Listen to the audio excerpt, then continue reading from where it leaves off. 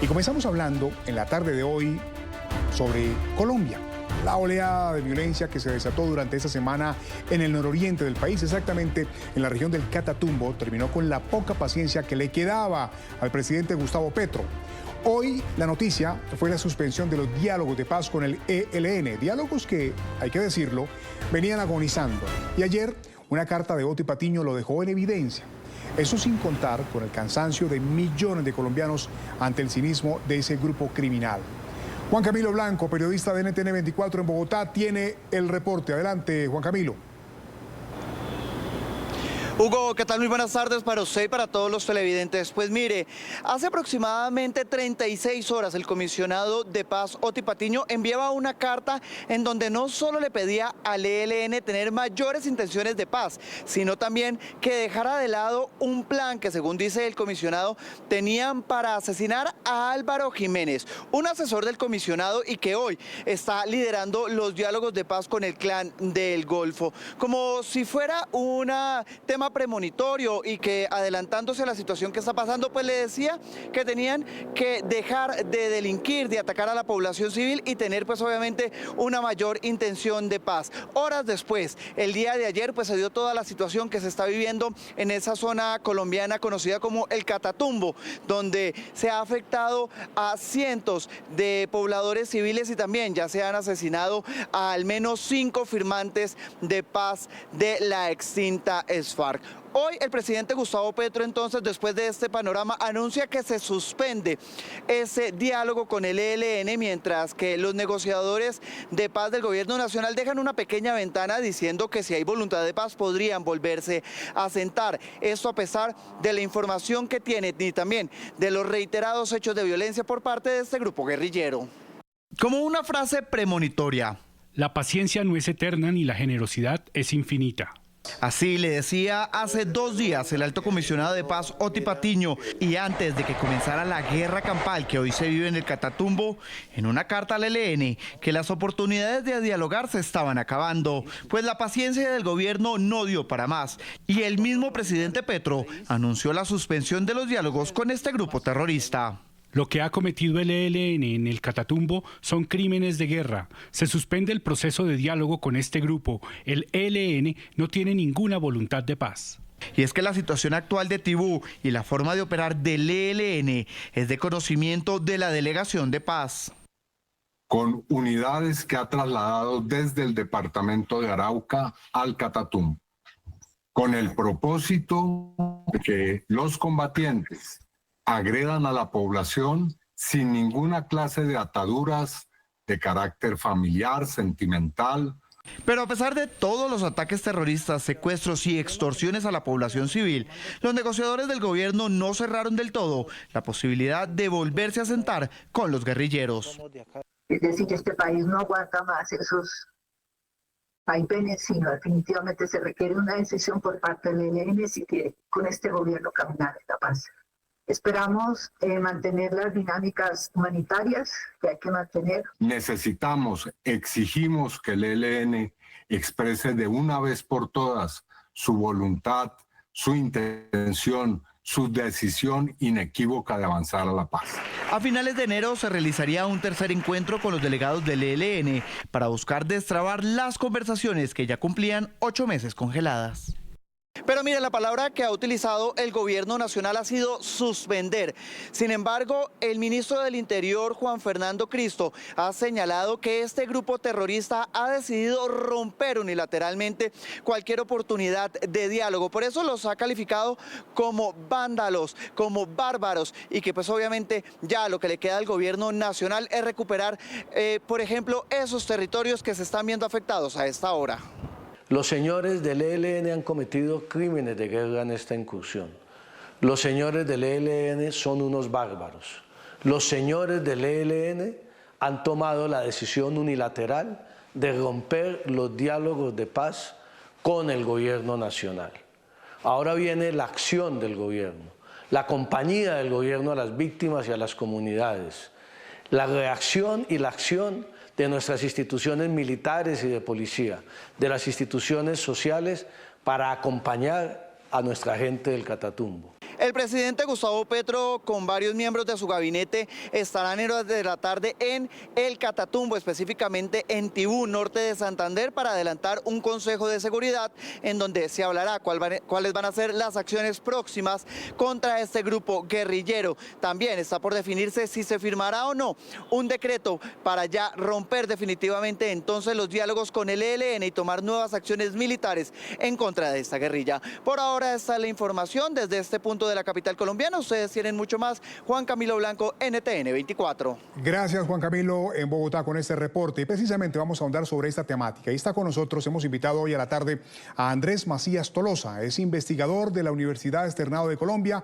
en temas de construcción de paz, experto en seguridad nacional. Bienvenido hoy a la tarde de NTN 24.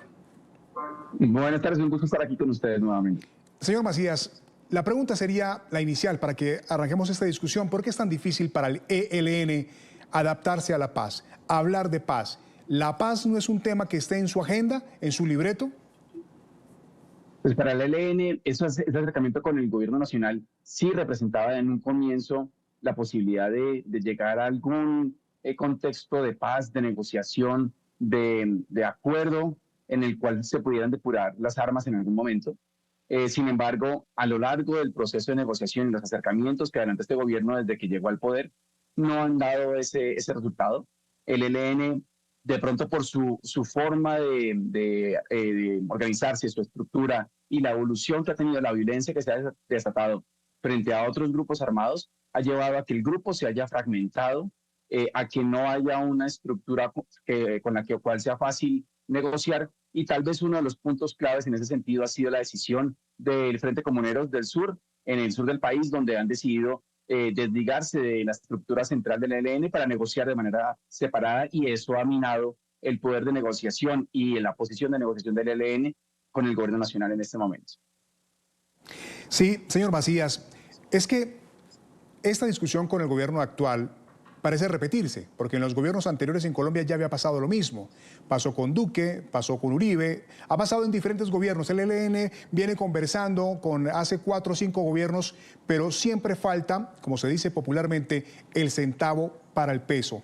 ¿Qué le está haciendo falta a esos procesos con esta agrupación delincuencial para que retorne a la vida civil y deje el combate con las armas? Yo diría que ha hecho falta más que ese centavo, porque yo creo que hay mucho camino por recorrer.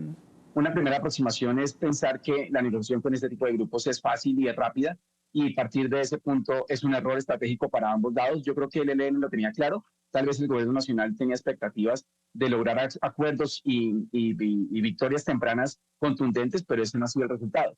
Entonces, negociar con un grupo pensando que va a ser muy fácil y rápido es un primer error estratégico. Salir de este conflicto, de esa violencia con el ELN va a tomar mucho tiempo, va a requerir muy seguramente de negociaciones mucho más aterrizadas a nivel territorial, porque es que la cohesión social del ELN en algunos territorios, y puntualmente en el Catatumbo, por ejemplo, es muy fuerte, y para al lograr que el ELN deje las armas en un territorio donde tienen ese nivel de cohesión social, se requiere una presencia estatal muy fuerte, empezando por fuerza pública, pero también por otras autoridades del Estado. Entonces yo creo que un punto es pensar que negociar sí se puede, debe ser de largo plazo y con un enfoque territorial mucho más contundente, y no pensar que una negociación con unos pocos representantes a nivel nacional de este grupo va a ser suficiente. Yo creo que se debe descentralizar y territorializar mucho más la negociación y el acercamiento con este grupo armado. Sí, hay una interrogante que nos queda con todo eso, señor Macías, que es que esta situación de este rompimiento de los diálogos se produce justo después de que Estados Unidos sacara de la lista de países patrocinadores del terrorismo a Cuba. Y recordemos que hace 6 años, hoy exactamente 6 años, el 17 de enero del año 2019, se produjo ese atentado a la escuela de cadetes en Bogotá que causó la muerte de 22 uniformados.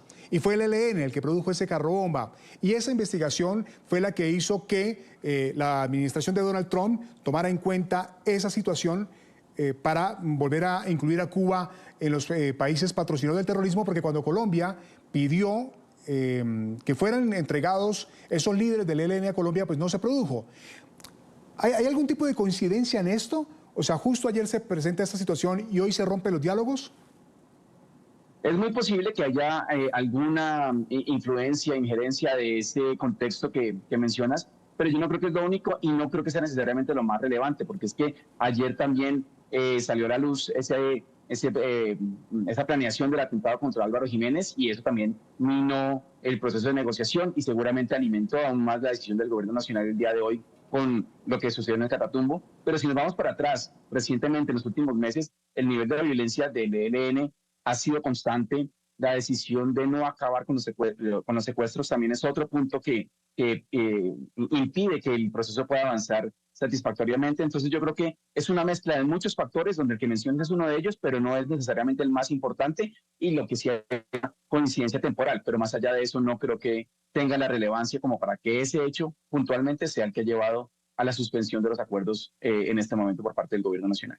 Bueno, acá también tenemos una situación muy compleja y es que el ELN, la guerrilla del ELN, pues ya no lucha por ideales como fue su concepto de creación hace muchos años, porque acá también hay que ver es el vínculo del narcotráfico que está muy enquistado en esta agrupación criminal y pues en todas sus operaciones. Eso hace que sea mucho más complicado que retornen a la paz o que hablen de una mesa real de paz. Señor Macías.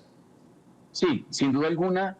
Yo creo que sí, no se pueden desligar esos ideales iniciales y esa concepción de la naturaleza del ELN, porque para poder llegar a acercamientos eso debe estar sobre la mesa, pero claramente hoy esos no son sus principales motivaciones, y no solamente el narcotráfico.